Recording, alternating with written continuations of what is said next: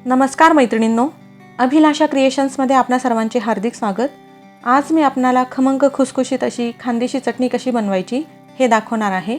ह्या चटणीमध्ये मी अनेक अशा पौष्टिक घटकांचाही समावेश करून घेतलेला आहे। त्याबरोबरच ही चवीला सुद्धा अतिशय उत्तम आहे।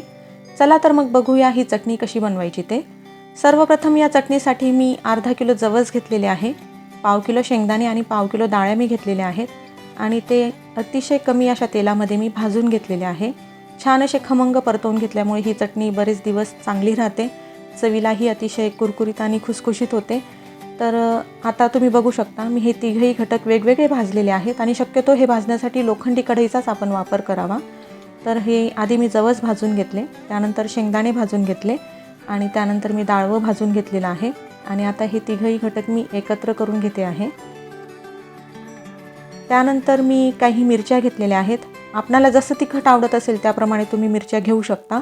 मी काश्मीरी मिरची घेतलेली आहे, ही फक्त रंगाने लाल असते, चवीला कमी तिखट असते, त्यामुळे मी या मिरच्या जास्तीच्या घेतलेल्या आहेत।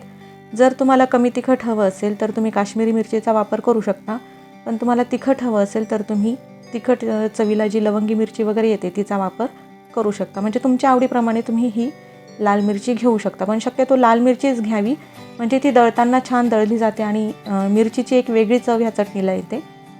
मिरची चांगल्या प्रकारे भाजून घेतल्यानंतर मी इथं मिश्रणात एकत्र केलेली आहे। आता 2-3 लसणाच्या पाकळ्या मी निवडून घेतलेल्या आहेत आणि त्याही मी चांगल्या उत्तम प्रतीच्या ह्या कढईमध्ये भाजून घेते। लोखंडी कढईमध्ये भाजल्यामुळे घटक पदार्थ जे आहेत ते लवकर जळत नाहीत आणि पूर्ण आतमध्येपर्यंत ते व्यवस्थित असे भाजले जातात। लसूणसुद्धा आपल्याला लालसर होईपर्यंत आणि त्याच्यावर असे काळे चट्टे येईपर्यंत छानपैकी भाजून घ्यायचं आहे।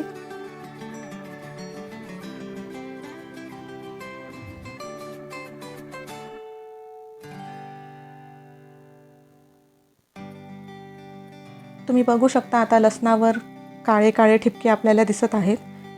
अशा पद्धतीने लसूण चांगला भाजून घ्यायचा आहे, जेणेकरून ही चटणी बरेच दिवस चांगली राहते, चवीलाही अतिशय उत्तम लागते। भाजलेल्या लसणाची एक वेगळी चव ह्या चटणीला येते। आता लसूणसुद्धा मी या मिश्रणामध्ये एकत्र करून घेतलेला आहे। त्यानंतर कढईमध्ये आवश्यकतेनुसार मी मीठ आणि जिरं घेतलेलं आहे आणि ते सुद्धा भाजून घेते आहे।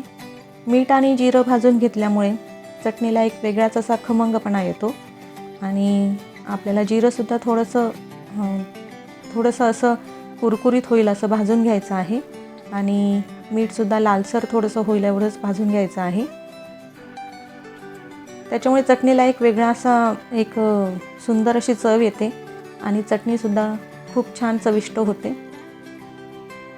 जवस आरोग्यासाठी खूप चांगलं आहे, आपणा सर्वांना माहितीच आहे, त्यामुळे ही चटणी दैनंदिन जीवनात जर आपण खाण्यामध्ये हिचा उपयोग केला तर ती आरोग्यवर्धकसुद्धा आहे।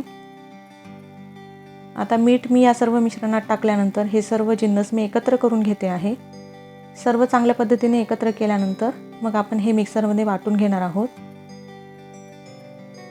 ही चटणी 1-2 महिना आरामात छान राहते, व्यवस्थित टिकते, चवीला सुद्धा छान आहे। ही चपातीबरोबर भाकरीबरोबर तुम्ही आरामात खाऊ शकता। आता मिक्सरमध्ये मी हे वाटण टाकते आहे।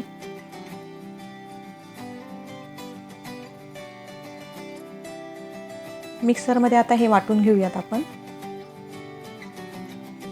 अशा पद्धतीने तुम्ही पाहू शकता मी संपूर्ण चटणीचं वाटण मिक्सरमध्ये बारीक वाटून घेतलेलं आहे। ही चटणी तुम्ही एखादी जर तुम्हाला दाणे लावून भाजी करायची असेल, शेंगदाण्याचा कूट वापरून भाजी करायची असेल, त्याच्यातसुद्धा ही चटणी चमच्याभर जर तुम्ही टाकली तर भाजीची चव उत्तम येते। म्हणजे भाज्यांमध्ये सुद्धा तुम्ही ऐनवेळीचा वापर करू शकता आणि दैनंदिन जीवनात खाण्यासाठी सुद्धा वापर करू शकता।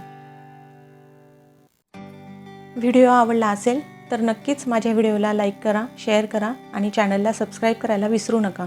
अशाच नवनवीन पद्धतीची माहिती मी आपणासमोर अशीच वेळोवेळी सादर करत राहील। व्हिडिओला संपूर्ण पाहिल्याबद्दल सर्वांचे मनापासून धन्यवाद।